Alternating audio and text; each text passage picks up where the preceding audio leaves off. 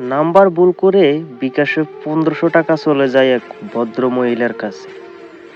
সাথে সাথে নাম্বারে ফোন দিয়ে আমার পরিচয় দিয়ে ওনাকে বিষয়টি বলি। তো উনি বললেন, আমি ক্লাসে আছি, স্কুল ছুটি হওয়ার পরেই আমি আপনার টাকাটা ব্যাক করে দিব। তাৎক্ষণিক আমি ওনাকে জিজ্ঞেস করি, আপনি কি শিক্ষিকা? উত্তরে বলেন, হ্যাঁ, প্রাথমিকের শিক্ষিকা উনি। তো শিক্ষিকা শুনে আমি ধরেই নিয়েছি যে টাকাটা পাবো, কিন্তু দুঃখজনক হলেও সত্যি উনি টাকাটা ব্যাক দিলেন না। পরে আমি আরো 3-4 বার ফোন করেছি।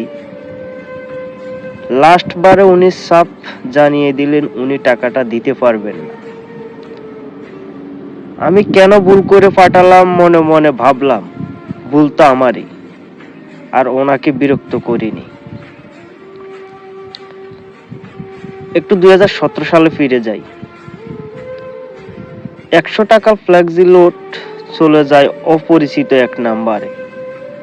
তো আমি আর ফোন দেইনি, ভাবলাম কার নাম্বারে হুদাই কল দিয়ে লাভ নেই, টাকা দেবে না।